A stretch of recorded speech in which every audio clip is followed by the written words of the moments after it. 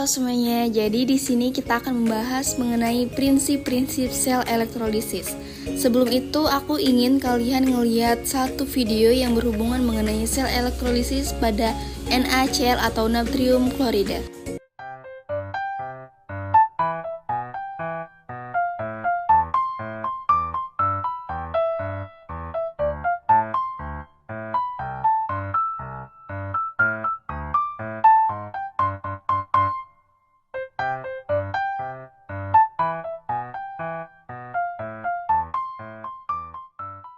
Baiklah, setelah kalian melihat video tersebut, saya akan menjelaskan terlebih dahulu mengenai definisi dari sel elektrolisis. Sebelumnya, apa sih sel elektrolisis itu? Sel elektrolisis adalah sel elektrokimia yang menggunakan energi listrik dari luar untuk memaksa terjadinya reaksi kimia non-spontan, reaksi yang tidak terjadi dengan sendirinya. Secara singkatnya, dalam sel elektrolisis, arus listrik dialirkan ke dalam larutan atau lelehan senyawa ionik menggunakan dua elektroda, yaitu katoda dan anoda. Arus listrik ini menyebabkan ion-ion dalam larutan mengalami reduksi dan oksidasi. Sel elektrokimia memiliki dua jenis, yaitu sel elektrolisis dan sel volta. Kira-kira apa sih perbedaan antara sel elektrolisis dan sel volta tersebut? Sel elektrolisis merupakan sel yang bekerja dengan cara menggunakan arus listrik dari luar untuk memaksa terjadinya reaksi kimia non-spontan. Energi listrik diubah menjadi energi kimia dengan katoda bermuatan negatif dan anoda bermuatan positif. Sel ini biasanya digunakan untuk pelapisan logam, pemurnian logam, atau menguraikan senyawa, seperti pada elektrolisis air yang menghasilkan gas hidrogen dan oksigen. Sedangkan sel volta adalah kebalikannya, yaitu sel yang menghasilkan arus listrik secara spontan dari reaksi kimia yang terjadi di dalamnya.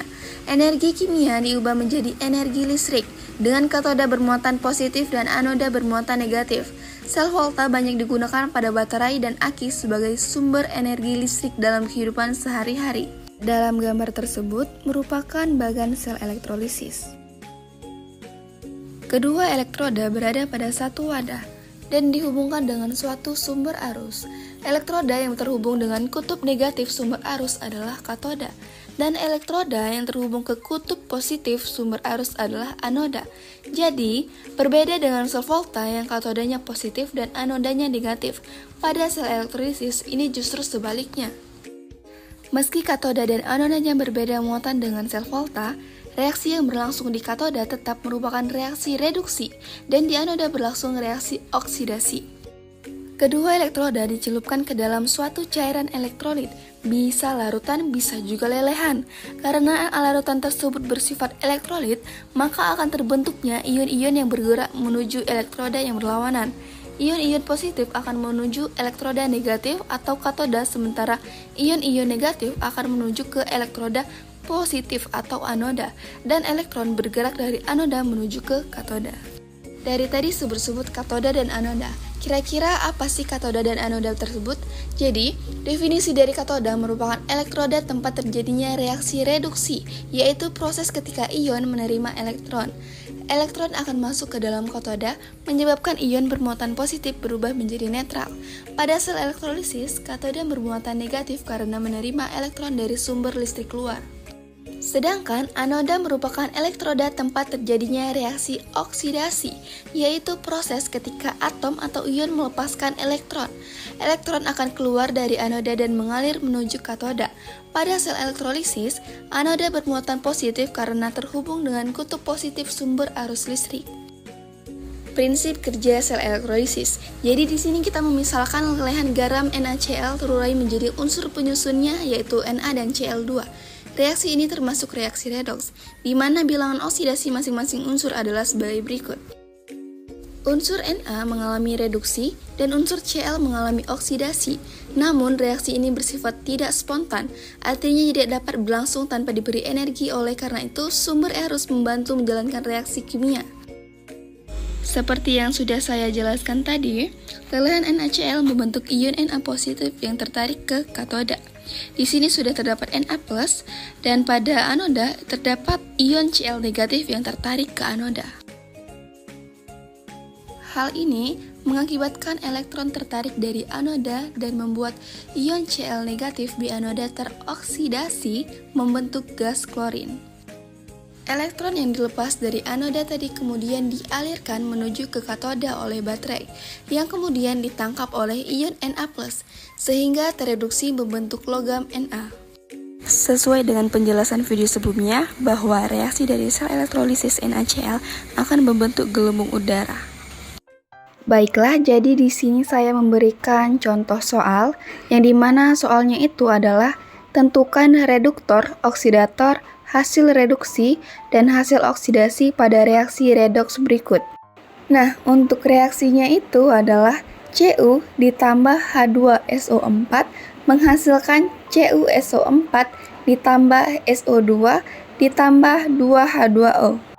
Untuk menjawab soal ini, kita harus mencari dulu mana zat yang mengalami reduksi dan mana zat yang mengalami oksidasi. Nah, untuk bilangan oksidasi, artinya kita harus menentukan dulu perubahan dari bilangan oksidasi atom pusatnya. Atom pusat itu adalah atom yang biasanya belum diketahui bilangan oksidasinya. Di sini kemungkinan besar yang menjadi atom pusatnya adalah S. Kenapa? Karena di sebelahnya kan ada H dan O. H itu biasanya diketahuinya positif 1. Sedangkan O biasanya adalah negatif 2, berarti S yang kemungkinan menjadi atom pusatnya. Nah, setelah S, kira-kira yang menjadi atom pusatnya itu ya adalah Cu. Kita tentukan dulu bilangan oksidasi untuk Cu di ruas kiri. Perhatikan, dia adalah unsur bebas, berarti bilangan oksidasinya adalah 0. Lanjut, untuk S di sebelah kirinya O negatif 2 karena ada 4, jadi totalnya negatif 8. Kemudian H positif 1 untuk 1H karena ada 2H indeksnya 2, ya berarti ada 2 atom H, maka bilangan oksidasinya adalah 2. Kemudian berapa bilangan oksidasi S sehingga totalnya menjadi 0. Di sini sudah ada positif 2 dan negatif 8. Berarti kalau kita jumlahkan jadinya negatif 6. Berarti butuh positif 6 lagi supaya menjadi 0. Maka bilangan oksidasi S adalah positif 6. Baiklah, kita lanjut mencari bilangan oksidasi atom pusat yang ada di sebelah kanan atau di ruas kanan. Di sini terdapat SO4, yang dimana SO4 ini terdapat juga di ruas sebelah kiri. Di sini SO4 juga S diisi positif 6, O negatif min 2, jadi kalau ditotalkan O-nya jadi negatif 8. Kalau ditotalkan berarti jadinya negatif 2. Ya, untuk SO4 jadi langsung saja SO4 itu bilangan oksidasinya adalah negatif 2. Nah, ini bilangan oksidasinya tetap. Ya, setiap ketemu SO4 itu bilangan oksidasinya pasti negatif 2. Jadi karena SO4-nya negatif 2, maka bilangan oksidasi Cu agar menjadi 0 harus positif 2. Nah, pada atom pusat yang kedua yaitu atom pusat S, kita tentukan dulu yang di ruas kanan, yang di sini O diketahui negatif 2, karena ada 2 berarti totalnya adalah negatif 4.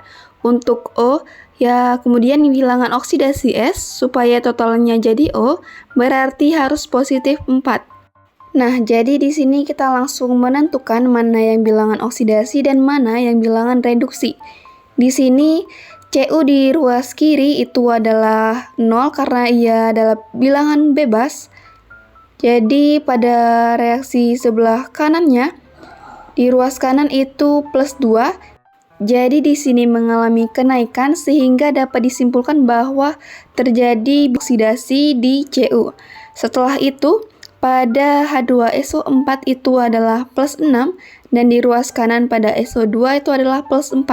Yang dimana dari plus 6 ke plus 4 itu terjadinya penurunan dan ini adalah reduksi.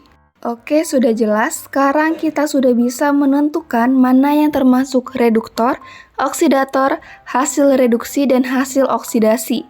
Kita mulai dari reduktor. Ingat, reduktor adalah zat yang mengalami oksidasi atau zat yang mereduksi zat lainnya. Nah, di sini sudah jelas zat yang mengalami oksidasi adalah Cu. Berarti reduktornya adalah Cu. Kemudian oksidator. Oksidator ini adalah zat yang mengalami reduksi. Nah, zat yang mengalami reduksi di sini sudah terlihat adalah H2SO4. Berarti oksidatornya adalah H2SO4. Kemudian untuk hasil reduksi, ingat jika yang ditanya adalah hasil, maka jawabannya sudah pasti zat yang ada di ruas kanan. Kita lihat di sini sudah jelas bahwa hasil reduksinya adalah SO2 dan untuk hasil oksidasinya adalah CuSO4. Baiklah, di sini sudah saya jelaskan dari definisi hingga contoh soalnya. Semoga apa yang saya jelaskan itu dapat kalian pahami dan dicerna. Sekian dan terima kasih.